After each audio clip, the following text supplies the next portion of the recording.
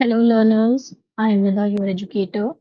और आज से हम स्टार्ट कर रहे हैं macro economics class 12th। Okay, जिसमें हम पहला चैप्टर पढ़ेंगे circle of flow of income. Right. और मैं कोशिश करूंगी कि आपको थोड़े छोटे वीडियोस डालूं ताकि उसमें आपका इंटरेस्ट बना रहे और कॉन्सेप्ट्स भी उसकी क्लैरिटी रहे। Okay, so let's start with this, that is circle of flow of income, macro economics. और मैं बुक क्यों ले रही हूँ जिससे मैं पढ़ाऊंगी पूरा आपको सेशन इस time, that is Sandeep Garg. Okay, क्योंकि इसमें कॉन्सेप्ट्स मैंने देखे हैं, बहुत क्लियरली बताए गए हैं और इजीली अंडरस्टैंडिंग है। तो आई होप आप आराम से इसको समझ पाएंगे। Okay, now we are going to start circular flow of income, that is chapter 1 in Sandeep Garg. Okay, meaning of macro economics. तो पहले हम समझ लेते हैं लेमन लैंग्वेज में कि मैक्रो इकोनॉमिक्स होता क्या है। मैक्रो इकोनॉमिक्स बेसिकली हमारा वो इकोनॉमिक्स की ब्रांच है जिसमें कि दो ब्रांचेस होती हैं, एक होते हैं माइक्रो, एक होता है मैक्रो। ओके, माइक्रो में हम पढ़ते हैं इंडिविजुअल, जो कि आपने पहले प्रीवियसली क्लास में 11th में पढ़ा होगा, ठीक है, इन सम बोर्ड्स।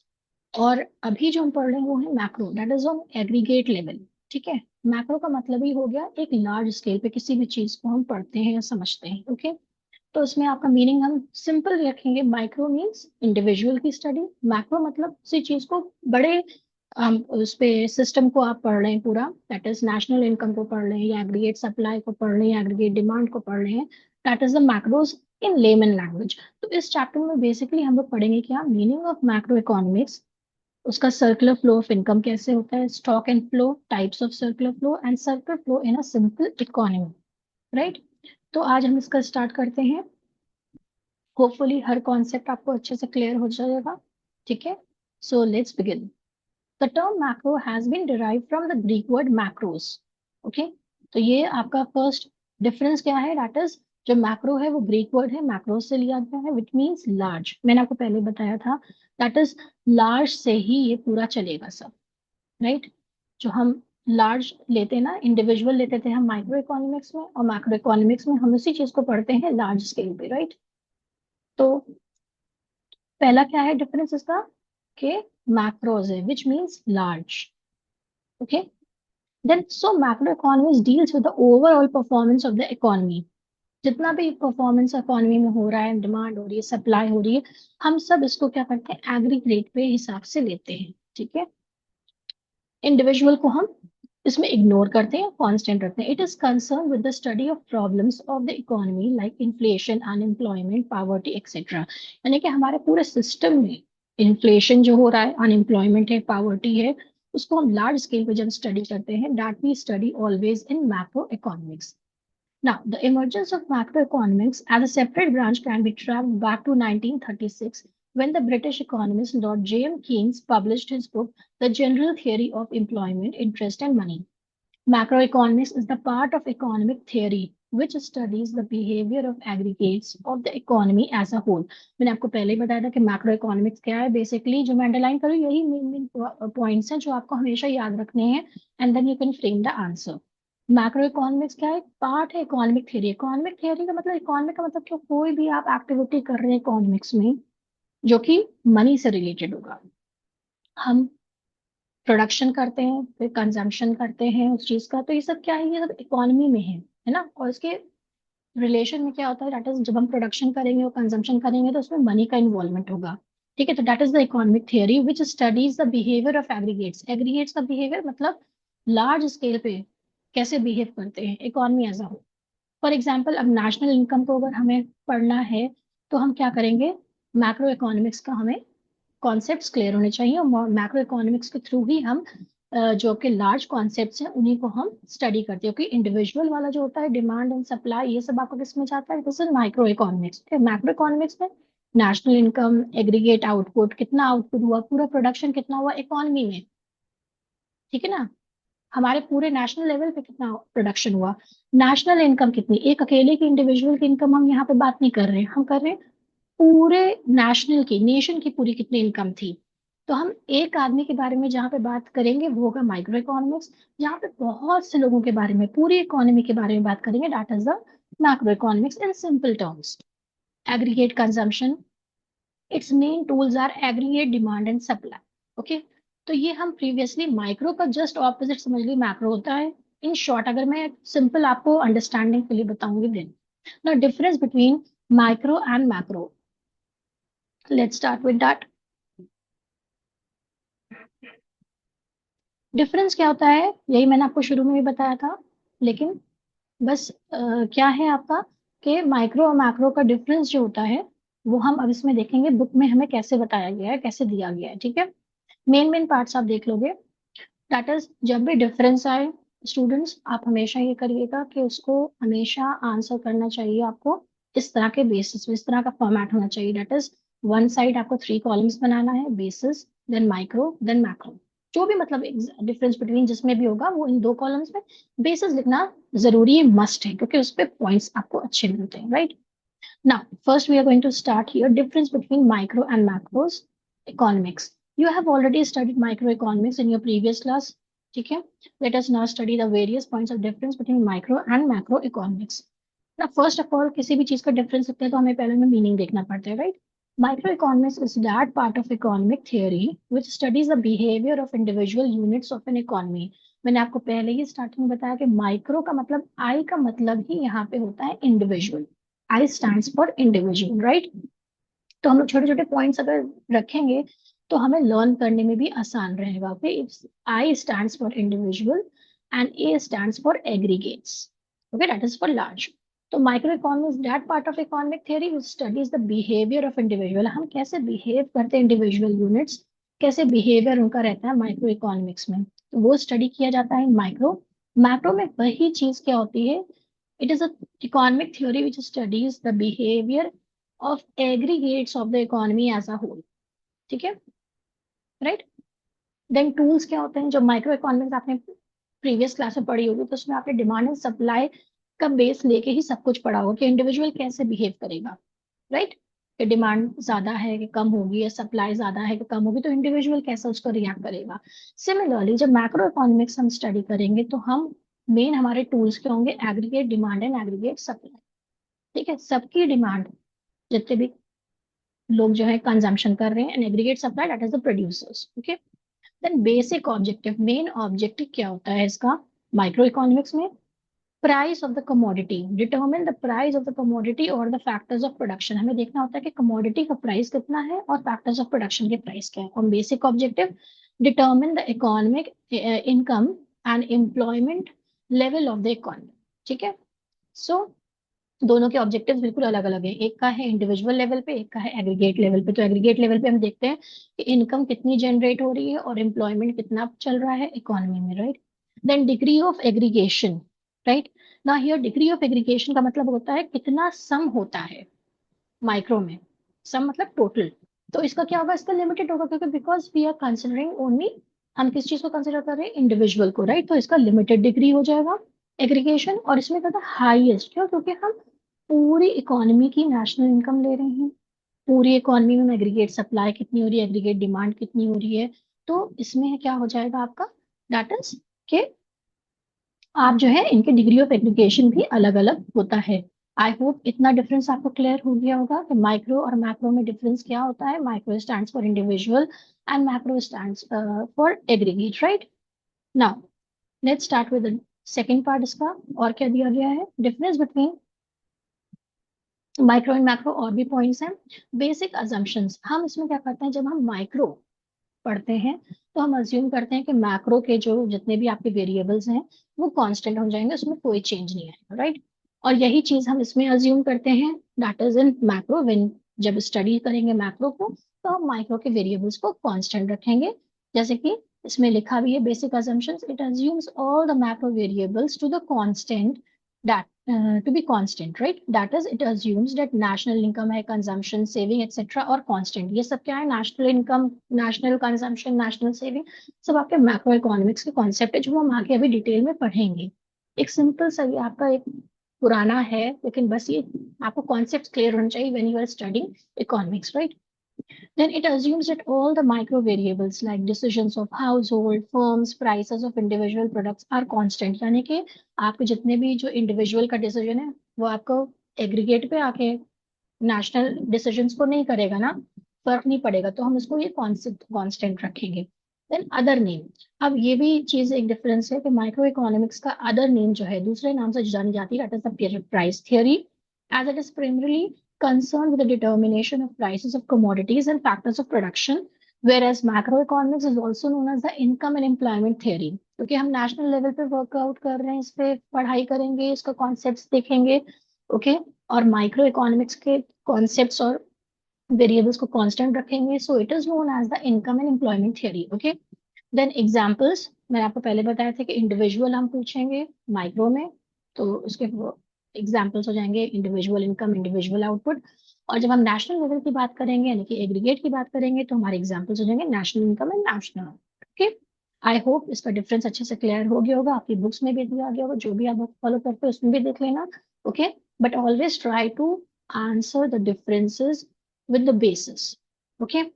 now next इसका टॉपिक आ रहा है, sub topic is need for a separate theory of macro economics. अब हम ये भी सोच सकते हैं ना कि माइक्रो इकोनॉमिक्स ऑलरेडी ठीक थी, तो अब हम मैक्रो इकोनॉमिक्स की जरूरत क्या है, वाई। ये मैंने पहले शुरू में ही बता दिया कि माइक्रो इकोनॉमिक्स जो स्टडी करता था वो इंडिविजुअल के हिसाब से करता था, इंडिविजुअल के अकॉर्डिंग वो करता है, उसके कॉन्सेप्ट लेके चलता है। वेरएज हमें तो पूरा इकोनॉमी देख के चलना है, इकोनॉमिक्स इसी पे बेस है कि प्रोडक्शन कितना हो रहा है, सप्लाई कितनी हो रही है, डिमांड कितनी हो रही है, कितना कंजम्पशन हो रहा है। तो हमें एक एक इंडिविजुअल के अकॉर्डिंग नहीं करना है, हमें as a whole economy, economy as a whole करके करना है, ठीक है। तो इसलिए हमें वो मैक्रो इकोनॉमिक्स की जरूरत पड़ी। नाउ लेट्स सी इसमें क्या दिखाई गया, बुक में कैसे क्या लिखा है। Micro economics failed to study the aggregates of the economy as a whole because we study only individual, right, micro economics. As a result there was a need for a separate theory which could explain the working of the economy, okay। Then macroeconomics helps to understand the working of an economic system as well as to explain the various macroeconomic paradoxes। Now the next part जो आपका आता है circular flow of income। Circular flow of income में क्या है, एक simple, एक normal हम लेमन लैंग्वेज में अगर बोलेंगे, तो सर्कुलर फ्लो ऑफ इनकम क्या है, सिंपल, कि हम ये अज्यूम करते हैं कि मनी जो है वो फ्लो करता है इन अ सर्कल मोशन, ठीक है ना। मनी जनरेट होता है, फिर वो एज एन इनकम हमें मिलता है, and then we consume it, और यू कैन से उसको एक्सपेंडिचर फॉर्म में भी यूज करते हैं, ठीक है। तो हमारा सर्कुलर फ्लो ऑफ इनकम क्या है, फर्स्ट ऑफ ऑल देखिए यहाँ पे क्या है, प्रोडक्शन फेज आया, यहाँ पे जनरेशन ऑफ इनकम आएगा, ठीक है। अब इसको हम और डिटेल में पढ़ते हैं। फिर उसके बाद क्या होगा, यहाँ से इनकम जनरेट होगी, और इनकम जनरेट करके हम उसी इनकम को एक्सपेंडिचर में भी, मतलब फिर से वापस उसी को हम फ्लो कर देते हैं, that is in a circle motion. तो अब इसको कैसे बताएंगे हम, circular flow of income, first of all हम अज्यूम करते हैं यहाँ पे कि दो सेक्टर्स मॉडल है, जो कि हम इसमें पढ़ेंगे। Two sector model, it is a closed economy, that is household and firms, ठीक है। तो हम ये समझ के चलते हैं कि हाउस होल्ड क्या करता है, उसके पास फैक्टर ऑफ सर्विसेज है। मैं छोटा सा आपको डिस्क्रिप्शन दे रही हूँ, ताकि जब हम इसको रीड करेंगे तो आपको और क्लैरिटी आ जाएगी, राइट। तो हाउस होल्ड क्या करता है, अपनी गुड्स एंड अपनी फैक्टर सर्विसेज, यानी कि लैंड, लेबर, एंटरप्राइज और कैपिटल इसके हाउस होल्ड के पास है, ठीक है। हाउस होल्ड ने अपनी ये सर्विसेज दी फर्म्स को, फर्म्स क्या है, आपके प्रोड्यूसर्स हैं, राइट। तो फर्म्स को जब वो देता है, तो वो क्या होता है, उसके बदले में वो आपको, फर्म जो है, in return of your services, that is land, labour, capital and entrepreneur, आपको देता है रेंट, ओके। रेंट देगा किसके, लैंड के बिहाफ पे, वेजेस देगा आपका लेबर के बिहाफ पे, और कैपिटल के उसके बदले में आपको इंटरेस्ट मिलेगा, और एंटरप्रेन्योर के सर्विसेज के बिहाफ पे आपको मिलेगा प्रॉफिट, राइट। तो ये आपको वो वापस देता है, ठीक है। अब जो हमें वापस पैसा मिला, हम क्या करते हैं, इसका कंजम्पशन करते हैं, कंजम्पशन पे देते हैं किसको, जो फैक्टर सर्विसेज ने प्रोवाइड करी थी फर्म्स ने। तो ये क्या हो गया हमारा, यहाँ पे इनकम फेज आ गया। पहले हमने क्या किया, अपनी सर्विसेज दी, हाउस होल्ड ने अपनी सर्विसेज दी, यहाँ पर किसको दी, फर्म्स को, क्योंकि दो ही सेक्टर हम मान के चल रहे हैं, राइट। दो सेक्टर्स के बाद यहाँ पे उसने क्या किया, दैट इज उसने जो सर्विसेज बनाई थी हमने उसको यूज किया, उसके बदले में हमने उसको पैसा दिया, तो एक्सपेंडिचर हमने किया, एंड देन अगेन यही सेम पैसा क्या हुआ, फिर उनके पास पहुंच गया, दैट इज फर्म्स के पास, और फर्म्स ने फिर जो है इसको प्रोडक्शन पे फेज में आ गया, राइट। तो अब इसको हम पढ़ते हैं, the unlimited and recurring wants of human beings have made the production process a continuous process because we all know, ये हमने प्रीवियस क्लास में भी पढ़ा है कि wants are unlimited, और रेकरिंग होती हैं, कि एक वांट खत्म होती है दूसरी वांट हमारी आ जाती है, right. Then in this process different factors of production भी हम पढ़ चुके हैं प्रीवियस क्लास में। तो उसमें होता है land, labour, capital and enterprise. ये है क्या, हाउस होल्ड के पास होते हैं, are combined together for the production of goods and services, right. Firms produce goods and services with the collective efforts of factors of production supplied in the household sectors। अब मैंने आपको ये बताया ना कि ये प्रोडक्शन फेज क्या है, generation of income, that is हमारे पास ये हाउस होल्ड का था। हाउस होल्ड ने किसको दिया, दैट इज आपको फर्म्स को दे दिया ताकि वो प्रोड्यूस करे गुड्स एंड सर्विसेज, ठीक है। अब फर्म ने क्या किया, आपको पेमेंट दिया, जो आपने फैक्टर्स ऑफ प्रोडक्शन उसको दिए। जैसे कि लैंड के बिहाफ पे आपको क्या मिला, रेंट के बदले में, लैंड के बदले में रेंट मिल गया, उस पे आपने लेबर की सर्विसेज उन लोग को दे दी तो उन्होंने, फर्म्स ने आपको वेजेस पे कर दिए। कैपिटल हुआ तो इंटरेस्ट आ गया। एंड एंटरप्राइज, अगर आप ये सर्विसेज दे रहे हो तो क्या आपको मिला है उसके बदले में, दैट इज द प्रॉफिट, वो हमारी होगी factor incomes. The house hold sector spends this in this money. अब जो मेरे पास पैसा आया ना, मैंने अपनी सर्विसेज दी, मेरे पास इसके बदले में पैसा आया, तो हाउस होल्ड सेक्टर क्या करेगा, हम जो है कंजम्पशन करने के लिए इसको स्पेंड करेंगे, और वो गुड्स एंड सर्विसेज किससे लेंगे, फर्म से लेंगे। तो ये क्या है, ट्रायो चलता रहेगा, दिस साइकिल ये मूव करती रहेगी कि प्रोडक्शन होगा, पहले हम अपने गुड्स एंड सर्विसेज उनको देंगे, आपकी सर्विसेज उनको देंगे, वो हमें उसके बदले में इनकम देंगे। इनकम से जो जब हमारे पास पैसा आ गया उसको हम जाहिर सी बात है एक्सपेंड करेंगे, कुछ सामान खरीदेंगे इकोनॉमी में, जो भी प्रोडक्शन हुआ है, फॉर एग्जाम्पल फर्नीचर का हुआ है या स्टेशनरी का हुआ है या जो भी उन्हें प्रोड्यूसर्स ने बनाया है सामान, वो हम सब खरीदेंगे उनसे, तो वो एक्सपेंडिचर होगा, उनके पास पैसा आएगा, और फिर ये एक साइकिल चलता रहेगा। Thus income flows first from firms to household. Income पहले फ्लो करेगी in the form of factor payments and then from household to firms in the form of consumption expenditure. पहले तो हम, income कौन देगा, income तो हमें देगा फर्म देगी, राइट। फर्म हाउस होल्ड को देगी, और फिर हम जो है, जो हमें पैसा मिलेगा वो हम फिर से फर्म को वापस कर देंगे in the form of consumption expenditure. Such a flow of money is known as the circular flow of income. I hope ये कॉन्सेप्ट काफी क्लियर हो गए होंगे आपको। Meaning of circular flow of income, अब जो हमने बताया है ना वही सेम चीज अब एग्जैक्टली कैसे लिखेंगे। It refers to the cycle of generation of income. सबसे पहले क्या होगा, इनकम को जनरेट करेंगे, यानी कि हम अपनी सर्विसेज उनको प्रोवाइड करेंगे, तो इसका मतलब है उसके बदले में हमको पेमेंट मिलेगा। तो हमने जनरेशन स्टार्ट कर दिया in the production process, right. Its distribution among the factors of production and finally its circulation from household to firms in the form of consumption expenditure on goods and services produced by them। तो production क्या हुआ आपका, just wait for a while। हाँ, तो ये क्या मैं बता रही थी आपको, दैट इज पहला क्या है, ये हमने यहाँ पे अपनी सर्विसेज दी, अब यहाँ पे उनके पास क्या आ गया, हमारी सर्विसेज मिल गई तो उन्होंने हमको इसके बदले में इनकम दी, ठीक है, that is a distribution of income उन्होंने कर दिया फर्म्स ने हाउस होल्ड को।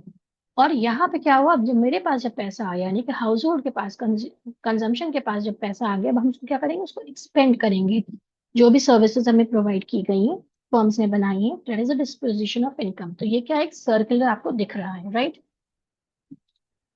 नाउ नेक्स्ट क्या है इसमें, phases of circular flow of income. यही जो फेज है 1, 2 एंड 3, मैंने इसका शॉर्ट फॉर्म रखा है पाई, PIE, ताकि हमेशा याद रहे, एक पाई है, ठीक है, PIE।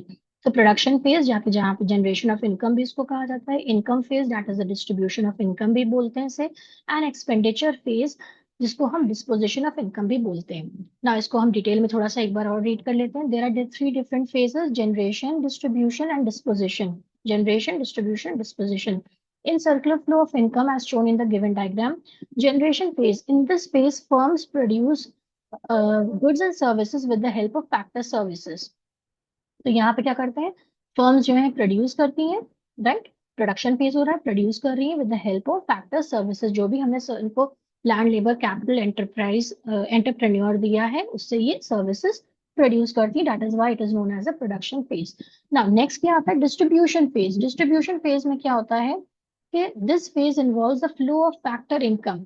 अब जो फैक्टर इनकम है, ठीक है ना, जो भी हमें मिला, land rent, labour wages, okay, capital interest and entrepreneur से प्रॉफिट जो हमें मिला from firms to the household, ये जो हमें इस फेज में मिल रहा है, जो पैसा जब मिलने लगता है उसको हम कहते हैं डिस्ट्रीब्यूशन फेज। ये किससे आता है, फर्म से हाउस होल्ड की तरफ।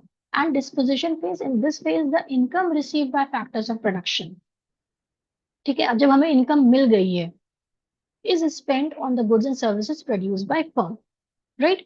Produced by firm यानी कि फर्म ने जो भी बनाया है हम उसको जो है उस पर हम स्पेंड कर रहे हैं. In this way income generated in production units return to production units and complete the circular flow, right? तो इसी तरह ये आपका सर्कल कंप्लीट भी होता है और इसी तरह ये चलता भी रहता है, राइट? आई होप ये आपका कॉन्सेप्ट इतना क्लियर हुआ होगा आज difference between micro and macro economics. Okay. And आपको ये भी समझ में आ गया होगा कि हम जो है माइक्रो और मैक्रो इकोनॉमिक्स का डिफरेंस था उसको हमने रिवाइज किया. और सेकेंड पार्ट हमने किया कि सर्कुलर फ्लो ऑफ इनकम का मतलब क्या होता है. एंड देयर हम खाली स्टडी करेंगे to sectors of an economy. आगे और डिटेल में भी पढ़ेंगे. आई होप ये कितना क्लियर हो गया होगा. आप बुक से भी देख लीजिएगा इसमें. And please like, share and subscribe. Thank you so much.